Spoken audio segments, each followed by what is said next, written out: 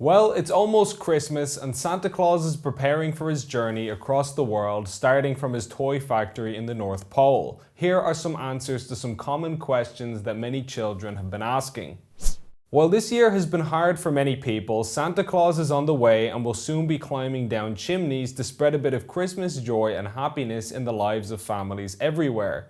But some people, especially children, have been worried that with all the crazy things happening in the world lately, that Santa might not come this year. Well, I'm here to say that you don't need to worry one bit. Not only has Santa confirmed that he's coming, but even the Minister for Defence has confirmed it. The Irish government have spoken with Santa Claus and given him special permission to enter the country. As Minister for Foreign Affairs, we've been working on the Santa Claus issue for a number of weeks now, and it's important to say to all children in the country that we regard Santa Claus's travels as essential travel for essential purposes, and therefore he is exempt from the need to self-quarantine for 14 days and should be able to come in and out of Irish airspace and indeed in and out of Irish homes without having to restrict his movement.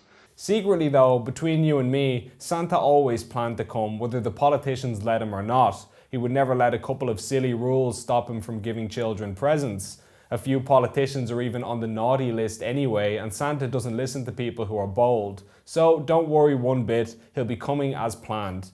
The other thing that some people have been worried about is whether Santa's elves were able to make the same amount of toys this year as they did last year with all the craziness happening around the world. As a journalist, I wanted to find out, so I actually managed to get in contact with Santa before filming this video. Now, it was very hard to find his address. Magical people tend to be very private, and he asked me not to give it out to anyone. It was also very hard to get flights to the North Pole during this time of year, but we eventually managed to track down where he lives and we asked Santa for an interview.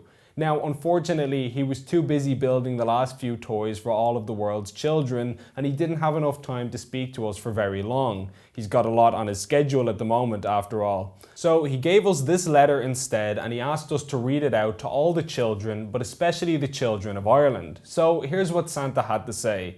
My dear boys and girls, I know this has been a very strange and difficult year for all of you, and some of you are sad. But as someone who has been delivering presents for hundreds of years through good times and bad times, please trust this magical old fellow when I say that things will be much better soon. I swear on my long white beard.